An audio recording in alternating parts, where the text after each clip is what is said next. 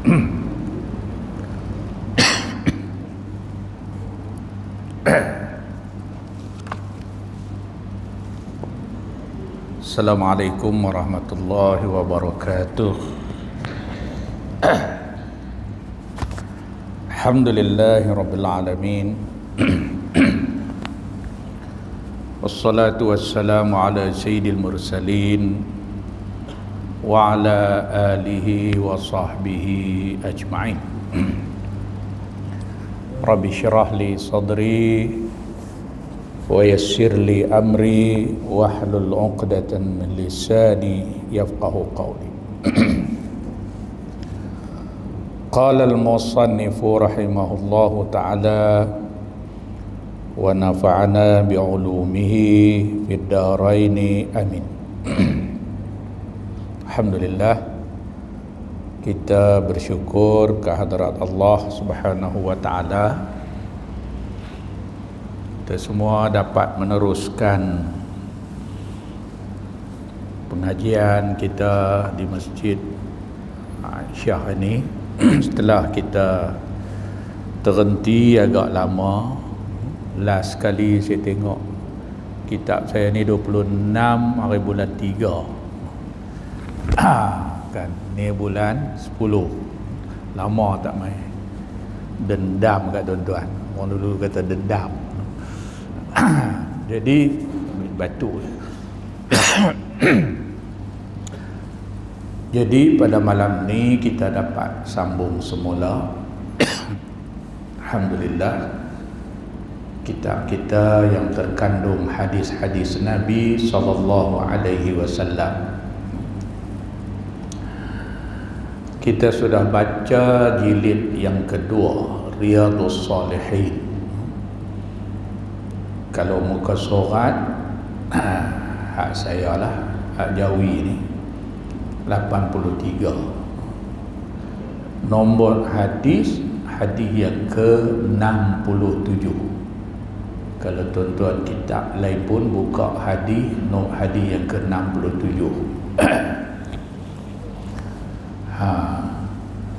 Kita sampai di situ, kita sedang baca bab memelihara kehormatan kaum muslimin dekat Nabi.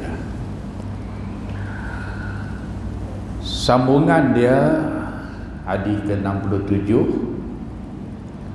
Wa an Anas radhiyallahu anhu an Nabi sallallahu alaihi wasallam qala la yu'minu ahadukum hatta yuhibba li akhihi ma yuhibbu li nafsihi, muttafaqun alaih. Ini selalu kita dengar, selalu disampaikan kepada kita apabila membicarakan tentang perpaduan, persaudaraan dalam Islam. Maksudnya daripada Anas radhiyallahu anhu, daripada Nabi sallallahu alaihi wasallam, sabdanya la yu'minu ahadukum hatta yuhibbu li akhihi ma yuhibbu li nafsihi. Tidak sempurna iman seseorang daripada kamu sehingga ia kasih kepada saudaranya sebagaimana ia kasih kepada dirinya sendiri. Jadi hadis ini menjelaskan kepada kita ciri-ciri orang yang beriman. Kita yang lain tak apa orang kata kat kita. Kalau orang kata tak beriman, silat-silat bergolok pun boleh. Apa ciri orang yang beriman itu? Yang tu kita kena tahu. Nabi banyak menjelaskan dalam hadis-hadis dia tentang sifat-sifat orang yang beriman. Orang yang iman dia sempurna. Ada orang ada iman, sempurna iman dia. Ada orang beriman, dia mengaku beriman, tapi iman dia tak sempurna. Bukanlah tak ada. La yu'minu tu ulama mentafsirkan tidak sempurna iman. Siapa? Iaitulah orang yang tidak mengasihi saudara Islamnya. Nabi kata la yu'minu ahadukum, tidak sempurna iman seseorang kamu, hatta yuhibbu li akhihi, sehingga, hatta makna sehingga, yuhibbu li akhihi, sehingga dia kasih kepada saudaranya, ma yuhibbu li nafsi, apa yang dia kasih pada dirinya. Apa kita suka pada diri kita? Kita suka pada diri kita macam-macam lah. Kita kasih pada diri kita. Lagu itulah juga kita kena kasih kepada saudara kita. Apa kebaikan yang kita nak ada pada diri kita, itulah kebaikan yang kita nak ada kepada saudara yang kita kasih. Apa keburukan yang kita tak mau berlaku ada pada diri kita, kita juga tak mau benda tu ada kepada saudara Islam kita. Ni baru cantik, baru sempurna iman seseorang itu di sisi Allah Subhanahu wa taala. Allah berfirman, innamal mu'minuna ikhwatun, sesungguhnya orang-orang yang beriman itu bersaudara. Bersaudara maknanya ada hubungan. Saudara dari segi agama, walaupun bukan saudara dari segi keturunan adik-beradik, tak ada hubungan pupu papat apa dengan kita, tapi dia Islam, dia ada hubungan pertalian dengan kita, iaitulah saudara dalam Islam. Hak ni jadi maknanya nak tahu orang tu betul-betul beriman, macam mana dia dengan orang lain, macam mana dia dengan jiran dia, macam mana dia dengan kawan-kawan dia. Kalau dia duk kira dia aja selamat, orang lain mampu pergi apa, tu berat, mana iman dia tak sempurna. Nak kira dia saja nampak elok, nampak cantik, orang lain biar pergi silap-silap dia pergi pelekoh bagi tak elok orang lagi, buat fitnah lah, apalah kan. Lagi teruk lah kita baca dah hari tu bagaimana dosa orang yang melakukan kezaliman pada orang yang lain. Ni semua kerana iman. Yang ni yang Nabi Muhammad SAW bawa mai kat kita. Kasih mengasihani kan, di antara satu sama lain. Tengok Sayyidina Bilal, walaupun dia keturunan Habsyah, huduh, tapi Nabi ra'i dia, Nabi jaga dia. Para sahabat pun tak terima dia, walaupun dia hamba.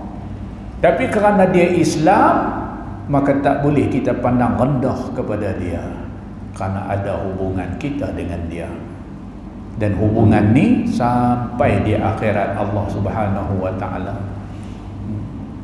Para ulama kan cuba senaraikan kita tengok antara soalan kubur, mungkar nakir. Man ikhwanuka, siapa saudara engkau? Kalau kita duk rajin kelih, tak boleh jawab kaum muslimin adalah saudaraku.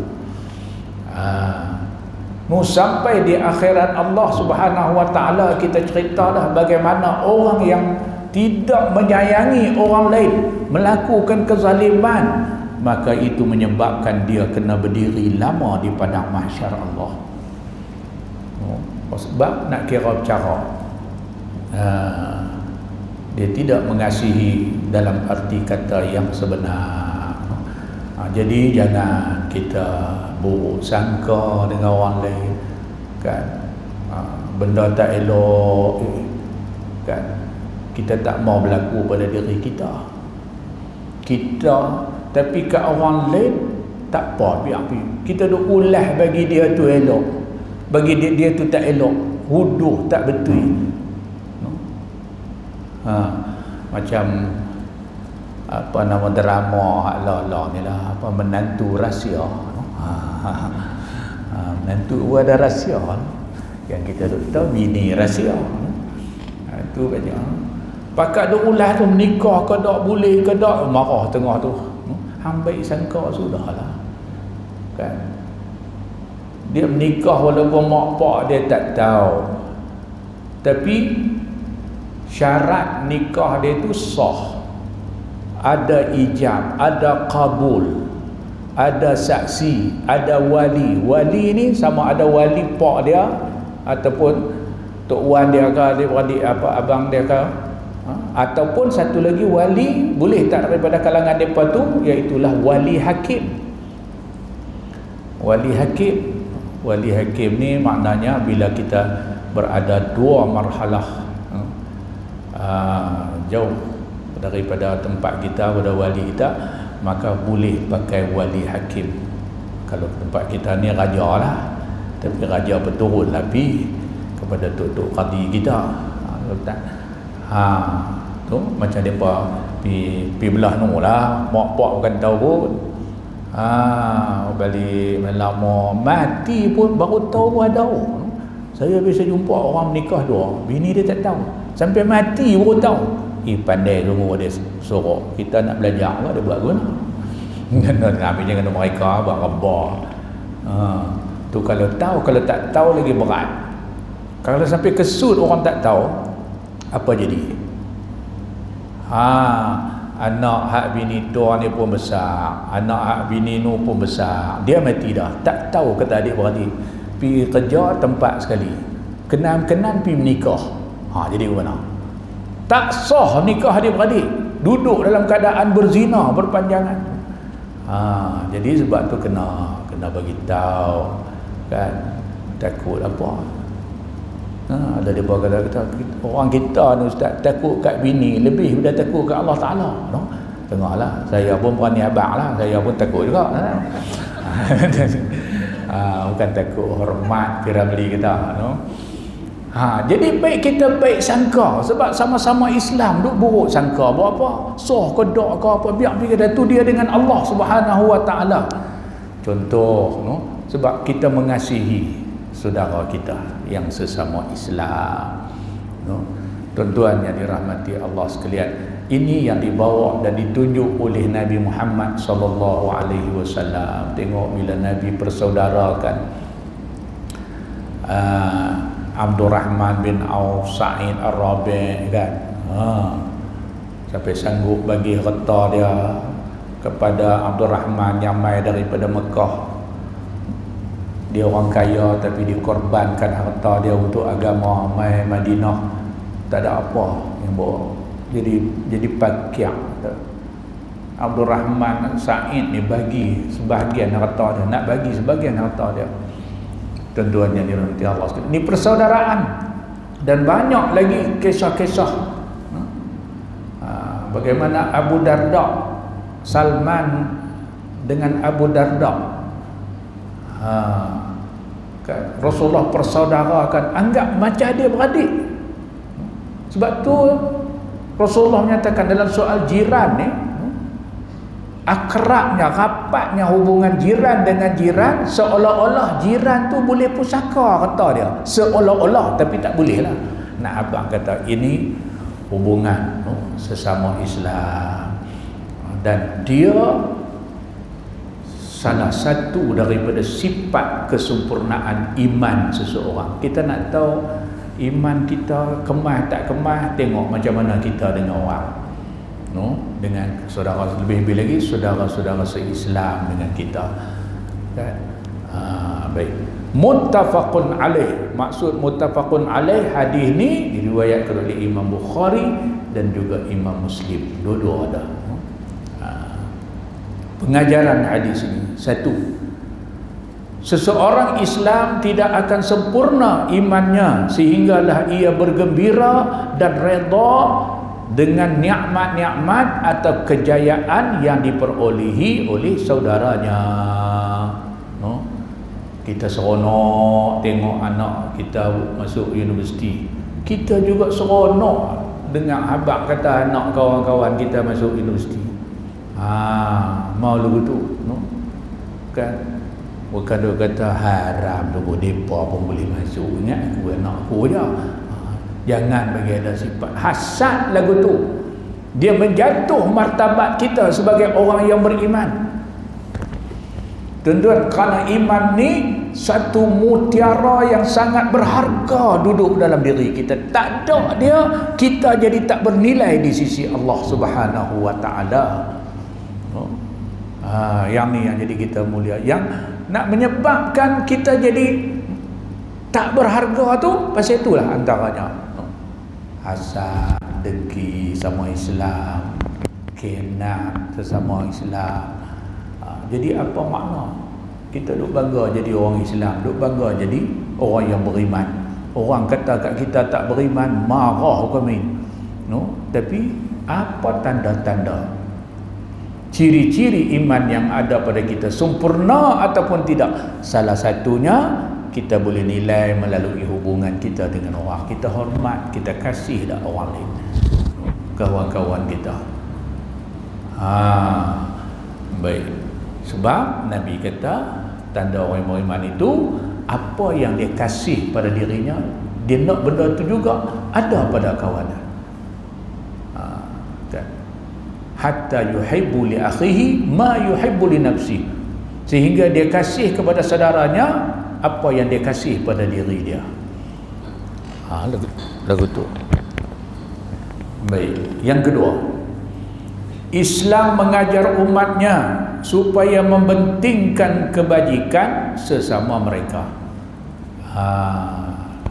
Supaya membentingkan kebajikan sesama mereka itu tanda iman. Kita tak boleh tengok orang susah di kalangan orang Islam ni, kita nak tolong, no? Kita tak boleh tengok mereka ni lah mai PKP sampai 2 kali had kedua ni tak boleh berniaga, tak boleh apa, no, anak nak masuk sekolah duit tak ada, kita ada, Allah bagi, no? Maukah kita jadi lagu mereka? Tak mau. Jadi kita juga tak mau mereka tu susah, dia tolong. Itu tanda iman, no? Kita boleh pi bagi itu desakan iman yang ada dalam diri kita. Kalau orang boleh tengok saja, no? Buat tak tahu, tak tolong, tak bantu, dia ada, dia boleh bantu. Ini soal iman dia, tahap keimanan dia. Sebab tu tengok Rasulullah sallallahu alaihi wasallam, dia sentiasa bersama-sama dengan fakir miskin, anak yatim, dan apalagi ibu-ibu tunggal. Nabi ambil tahu sungguh tak biar. Hatta isteri Rasulullah pun kita tengok, anak dara ni Aisyah je, no? Ini semua balu-balu yang kematian suami yang di dalam peperangan, Rasulullah ambil bela nikah. Kita pun elok lagu tu, kalau mampu lah, no? Tapi ni tak boleh mampu. Dia kira hak yang koyak plastik, hak rekon tak mau. Dia nak tuan-tuan, tak apalah, bukanlah salah kan. Tapi Rasul sallallahu alaihi wasallam, sehingga Rasulullah bersabda, siapa yang menolong, membantu ibu-ibu tunggal ni, no, seolah-olah dia berperang fi sabilillah. Saya jadi model depa tu imam. Kan nanti kita jumpa ada hadis tu di ke depan lagi. Dalam kitab Berzanji diceritakan yang rawi wa kana sallallahu alaihi wasallam syadidal haya'i wa tawadhu sampai habis tu. Cerita bagaimana Nabi sallallahu alaihi wasallam suka kepada fuqara, fakir miskin, suka berjalan dengan depa, ambil tahu, no? Kerana apa? Nak tunjuk kat kita, itulah lambang iman seseorang. Wattawadhu', rendah diri Nabi. Kalau kita ni kira duk kawan dengan orang high class, orang putih kata, no? Hak kemere-kemere ni dah tegur pun dah, no? Itu menunjukkan lambang keimanan kita. Sebab ukurannya ialah salah satu ukuran iman, kasih kita dengan manusia, tak kira siapa. Baik, jadi Islam mengajar umatnya supaya mempentingkan kebajikan sesama sendiri, kan, sesama sendiri, sama Islam maksudnya. Yang ketiga, kesempurnaan iman dapat membawa kepada kesejahteraan masyarakat. Tuan-tuan, dia jadi seronok, mesra duduk dalam anak karya kita, tolong menolong, kan, jadi mesra. Tapi kalau kita jenis tak peduli ke orang kita, orang susah buat tak tahu, orang kenuri tak pi tolong, no? Mai tang kita sat lagi dia jadi tak tahuan, orang buat tak peduli pula kan. Jadi tak, tapi bila ada kemesraan, no? Macam dulu-dulu Sungai Mulu ni ada lagi, tempat lain tak ada. Kalau kenuri ni dia pakai package catering habis, no? Kita pun pergi makan balik, silap tuan rumah pun tak jumpa. Tapi tengok dulu-dulu, pakar kata rumah ni nak kenuri, pakar buat main beras, buat main nyok orang, buat main macam-macam. Dia jadi seronok, jadi mesra, no? Masyarakat tu jadi kerap, jadi akrab. Jadi maka dapatlah kita rasa kesejahteraan masyarakat. Seronok duduk dalam.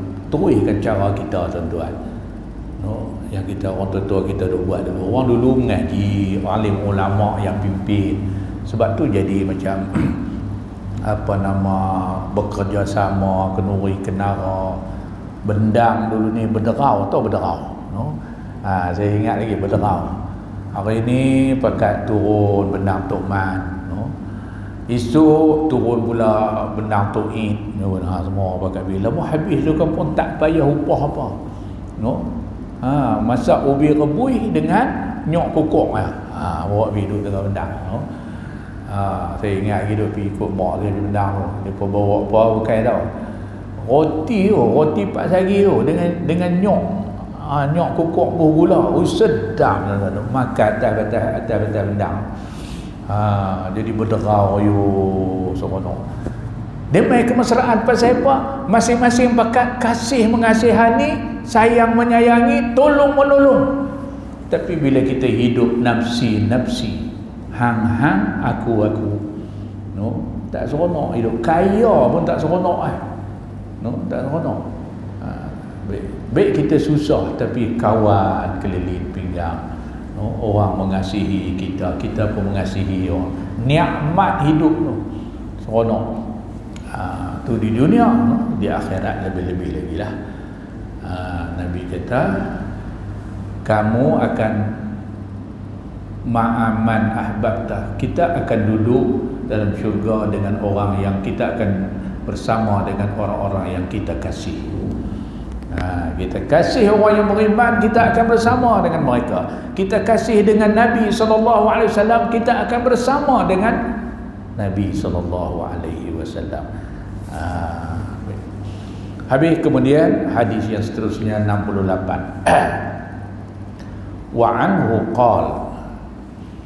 qala Rasulullah sallallahu alaihi wasallam unsur akhaka zaliman aw mazluman. Faqala rajulun ya Rasulullah ansuruhu idza kana mazluman ara'aita in kana zaliman kaifa ansuruhu. Qala tahjuzuhu aw tamna'uhu min az-zulmi fa inna zalika nasruh. Rawahu al-Bukhari.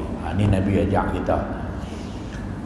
Daripada Anas radhiyallahu anhu katanya, Rasulullah sallallahu alaihi wasallam bersabda, tolonglah saudara kamu yang zalim atau dizalimi. Nabi suruh tolong dua-dua. Katalah dua orang Allah ni, satu orang menzalimi satu orang lagi. Kan Bakar menzalimi Ali. Nabi suruh tolong dua-dua. Dua-dua orang tu hangpa kena tolong sebagai seorang Islam. Kemudian berkata seorang lelaki, wahai Rasulullah, aku akan menolongnya jika ia dizalimi. Yang tu tahulah, orang yang kena buat zalim tu kita boleh pergi tolong dia. Oh, yang kena zalim tu, bagaimana pula aku akan menolongnya jika ia seorang yang zalim. Maksudnya tolong orang hak kena naya, kita tahulah tu. Ni nak pergi tolong orang hak zalim ni macam mana? Kan sama-sama dengan dia buat zalim dengan orang ke? Jadi sahabat tanya, bagaimana ya Rasulullah? Nak tolong orang yang buat zalim, tolong orang yang kena zalim, faham?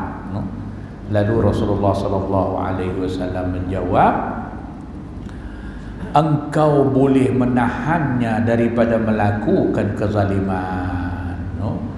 Pitahan bagi dia berhenti duk buat zalim ke orang, tu kira kita tolong dia. Dia ni jahat, dia buat naya ke apa semua, ambil hak orang apa, tak kira apa. Kita pergi kat dia, cari jalan macam mana nak suruh, nak dia tu boleh berhenti daripada duk buat jahat kat orang. Tu tolong orang yang boleh. Dua-dua kita kena berhenti, sebab dua-dua tu adalah saudara kita. Ni cerita sama-sama Islam lah. Hak katok tu pun orang Islam, hak kena katok tu pun orang Islam. Nabi suruh tolong dua-dua. Tolong hak kena katok tu kita tahulah, bawa pergi hospital apa semua apa pokok ni. Ni hak dia, hak katok tu pergi kat dia, cari jalan macam mana dia jangan buat dah benda tu. Tu maksud tolong orang yang zalim. Maka yang demikian berarti engkau menolongnya. Kita buat begitu, maksudnya kita tolong dia. Kita tolong dia daripada berhenti. Nak buat macam mana? Nasihat apa semua kot ni, tapi kalau berat sangat nak bagi dia berhenti, itu yang orang tangkap, kurung, nak bagi dia sedar kesalahan dia supaya dia berhenti. Buatlah lagu manapun. Jadi kita kena bela dua-dua, kerana dua-dua tu adalah saudara kita, saudara Islam. Jangan kita tolong kawan hak kena naya ni ya, yang dia kita duk musuh dengan dia tak habis-habis, tapi usaha nak bagi dia berhenti daripada kejahatan dia tak buat. Tu tak kena. Dua-dua kena tolong. Faham no? Dua-dua kena tolong, iaitu tolong supaya kawan yang buat zalim pada orang lain itu dia berhenti daripada kerja kezaliman dia. Rawahul Bukhari, hadis itu diriwayatkan oleh Imam Bukhari. Pengajaran hadis ini, pertama, orang Islam wajib menolong saudaranya yang dizalimi. Itu wajib dah. Kita tahu orang kena naya, kita kena pergi tolong. Yang kedua, orang Islam juga wajib menahan dan mencegah saudara seagamanya daripada melakukan kezaliman. Itu pun satu bentuk pertolongan kita bagi kat saudara Islam kita. Kita tak biar dia selama-lamanya berada dalam keadaan dosa, hina perbuatan dia di sisi Allah Subhanahu Wa Taala. Kita nak selamat, supaya dia pun boleh masuk syurga. Lagu kita juga, kita kasih nak masuk syurga, kita juga kasih nak bagi saudara kita ni boleh syurga Allah. Itu tanda persaudaraan, kaitan dengan hadis yang kita baca sebelum tadi. Dengan biar lantak pilah, kubur Yasin yang pasal lah, tu yang orang buat cerita, tu ialah kubur Yasin. Takut kita orang Islam, orang tanam satu kubur, satu kawasan, kubur Masjid Aisyah juga lah. Kalau duduk dalam kampung ni, bukan orang pergi tanam di Temoyo, dia duduk di sini. Tak tahu orang tanam kubur dia tepi kubur kita. Dia duk kena godam, kita nak lena pun tak boleh sebelah ni. Tu bandingan orang dulu kan.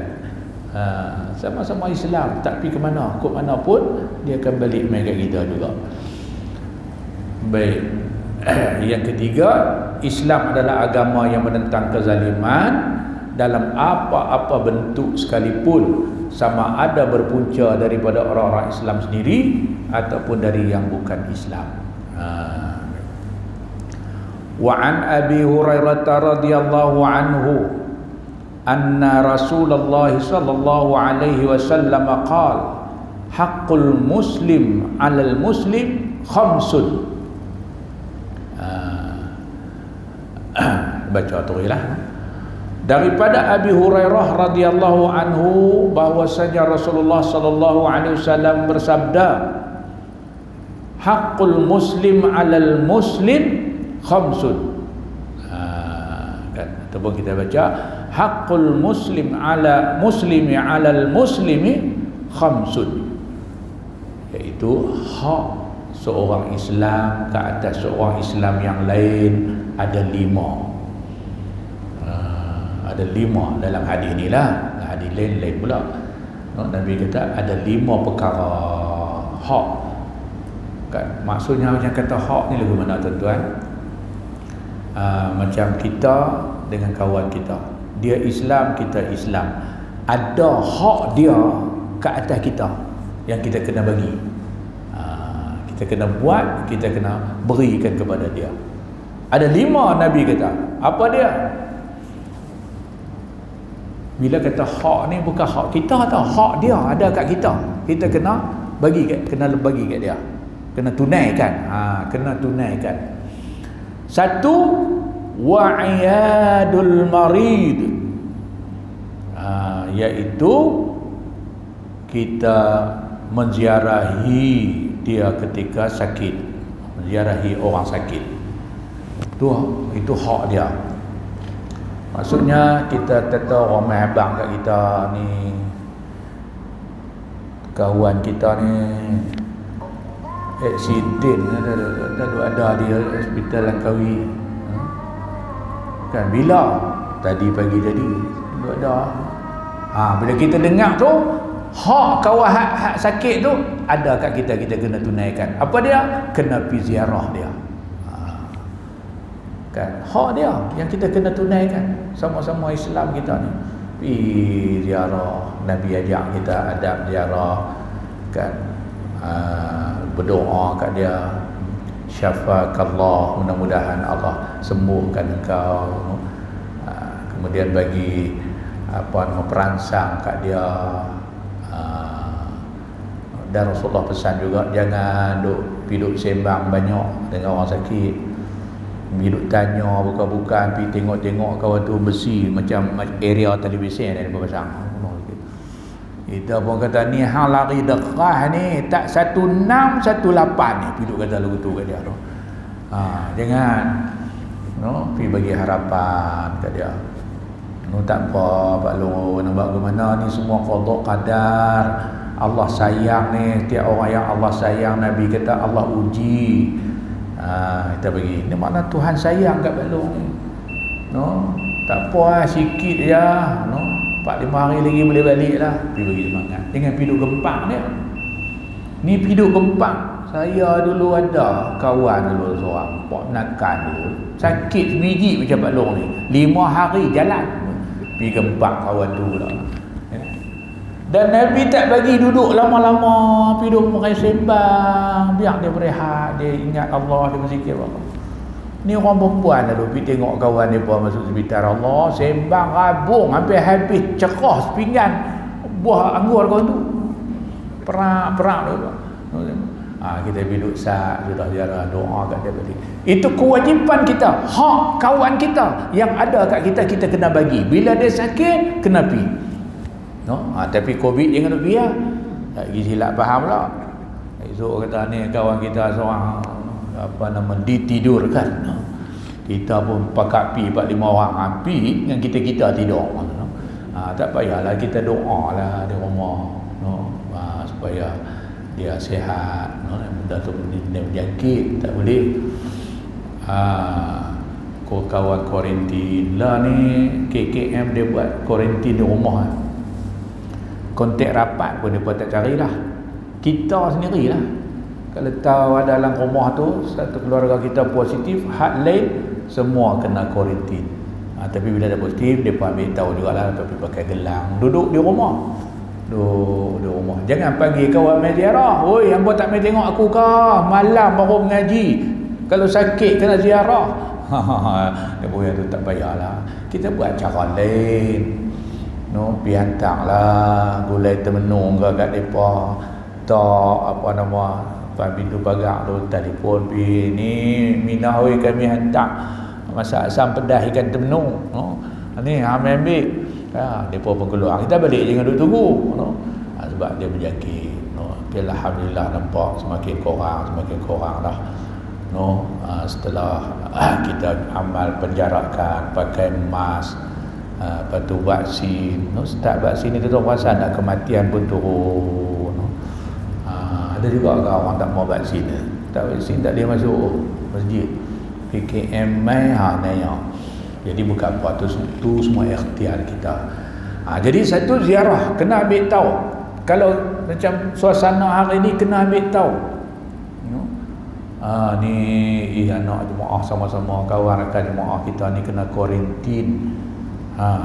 Jadi macam mana kita nak terjemahkan ni hak Nabi kata ni? Kita bagi bantuan kat dia, cara yang boleh bagi. Dan lah cukup senang, kita duduk di rumah aja, pakai handset aja. Food Panda, Food Panda. Hantar pergi. Ada kawan Ustaz Usuk ke dah? Ustaz Usuk Ahmad. Dia 2 kali dia kena.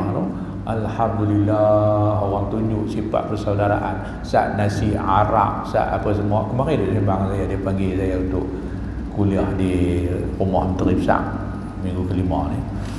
Dia kata Allah hak kena dulu, hak mula dulu ni, masa tu dia kontak rapat tak positif.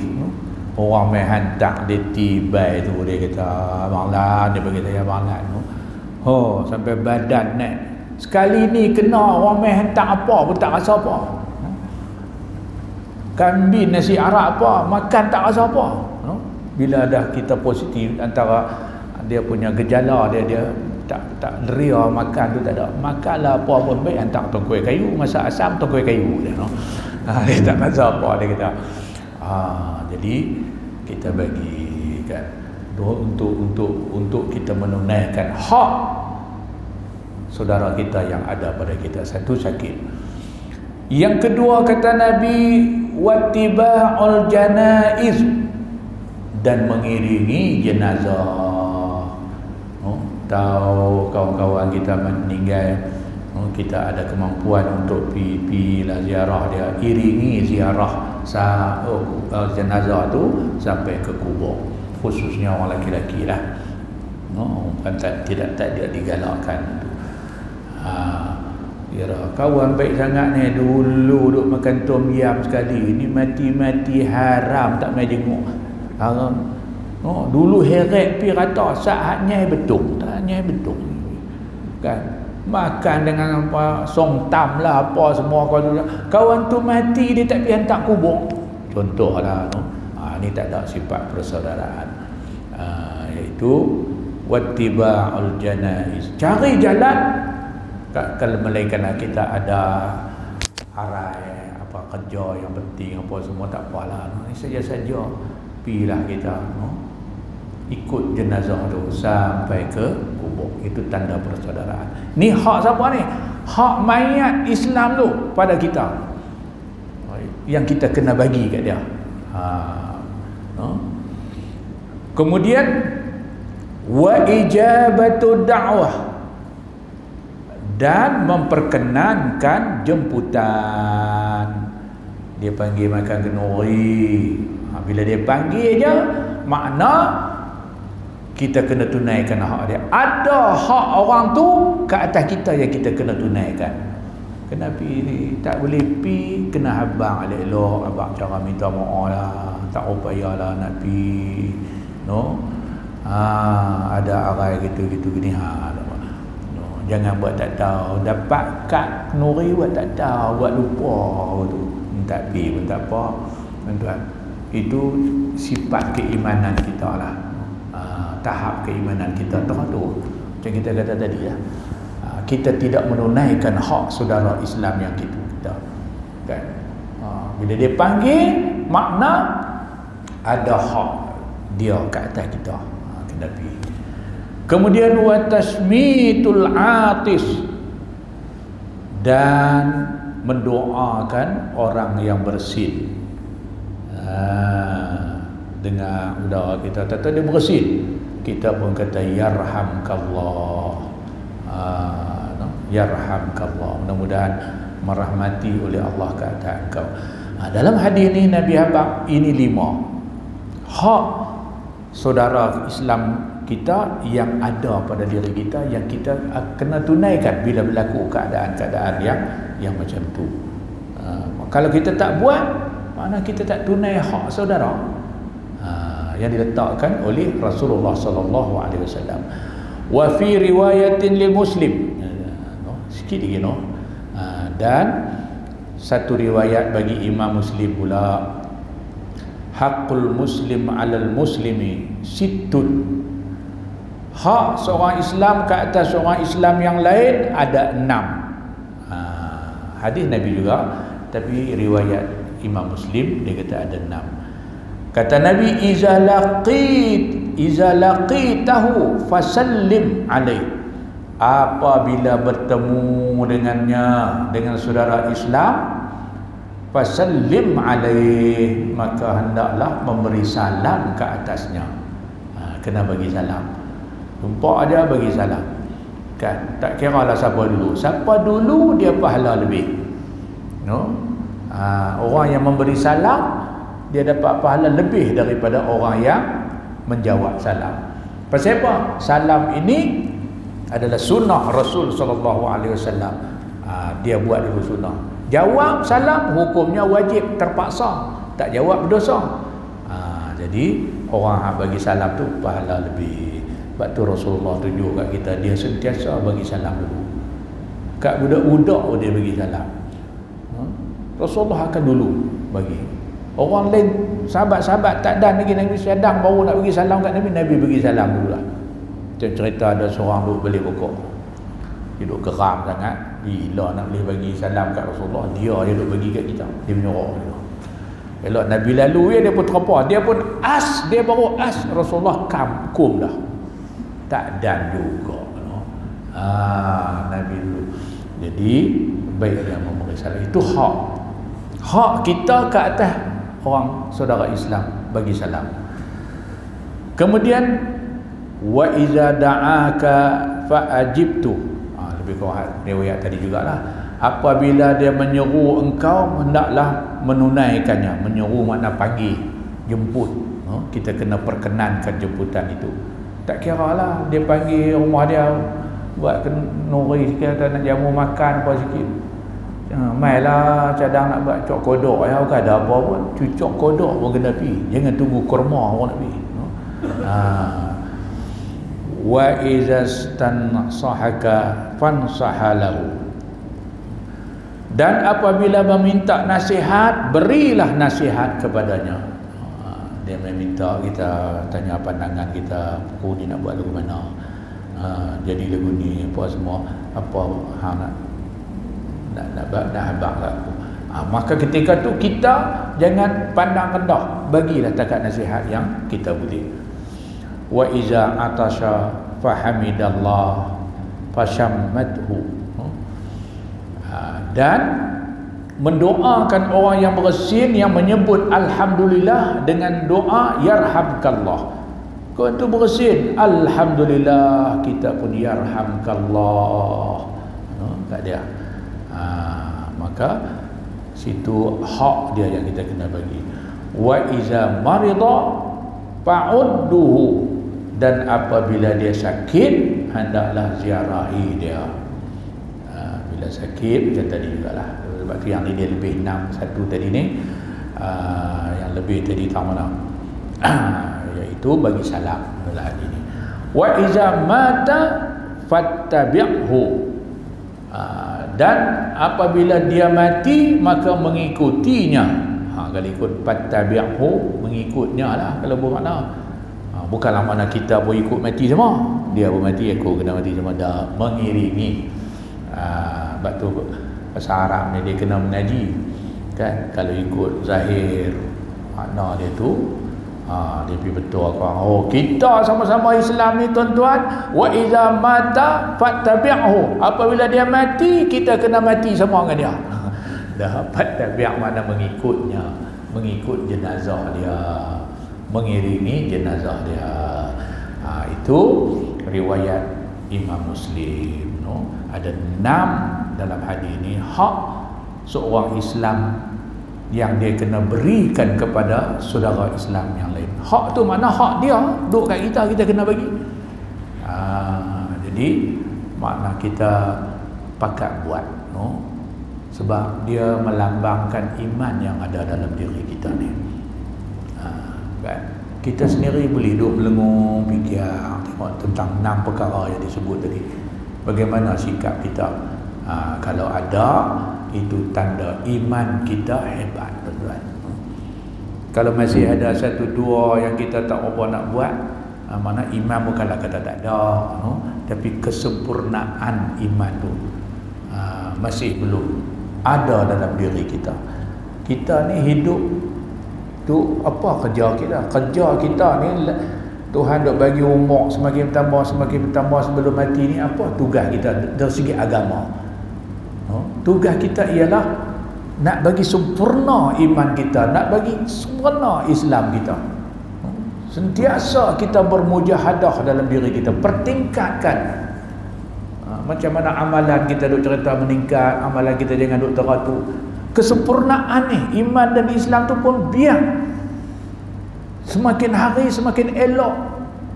Sebab tu Nabi kata sebaik-baik orang ialah siapa dia? Man tala umrihi fahasuna amalu.